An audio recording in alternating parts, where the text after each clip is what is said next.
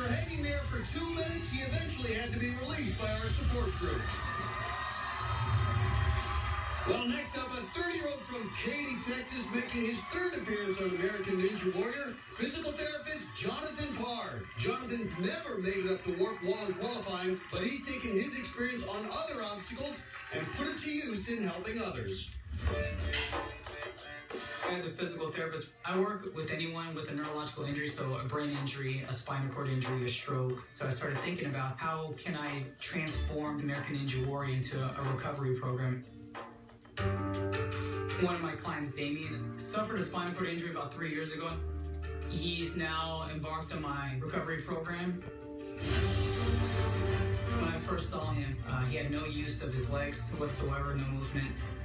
Jonathan works wonders for my recovery, to be honest with you. Moving forward, as I'm trying to get my butt, back, and legs stronger for the walking process, he makes a big difference for me day to day. So reach, shift. Damien really hasn't limited himself on what he can do. You know, if I can't do it, I'll work for it. No, I need to apply those same principles in my life. I've been training as hard as I can possibly train for the past year, and I'm confident that I'll complete the course. And there's Damien, along with Jonathan's girlfriend and parents. Jonathan originally got into physical therapy years ago when his sister was diagnosed with multiple sclerosis. Watching her go through rehab inspired him to go into that field, and now he's helping others, like Damien. Well, he's 5'6", 132 pounds, and that's a good body type for a lot of these obstacles. Remember, this is Jonathan's third year competing, but never made it up the warp wall. See if he can get that far tonight. Big swings here on the tilting slider. And got that transition, he's through.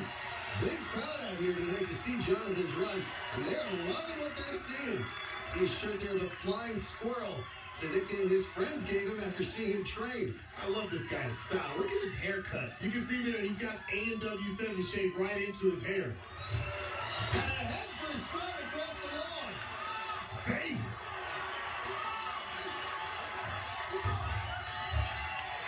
This is where being a smaller guy is a benefit.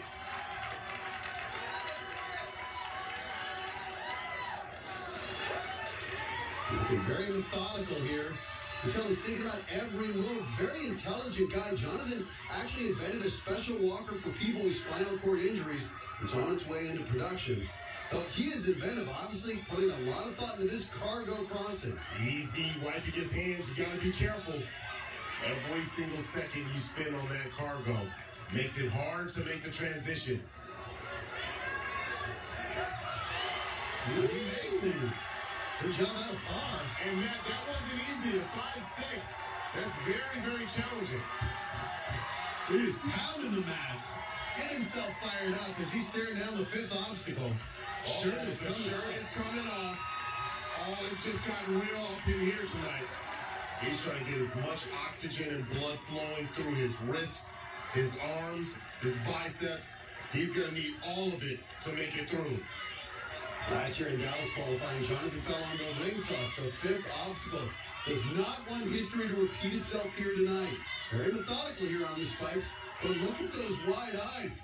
His energy may be getting depleted here. Needs to keep moving.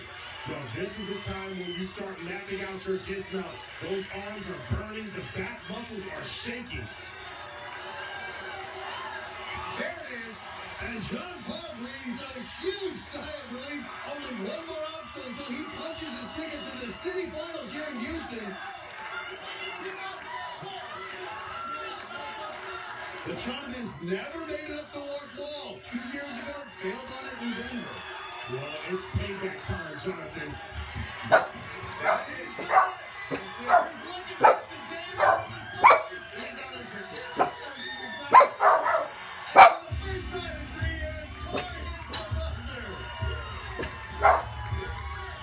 What a celebration, so hard-earned. I love the enthusiasm. Well, first, let's go back to that slide at the end of the spinning log. Looks like he was going into second base. And then he makes it up the wall to become our second finisher of the night.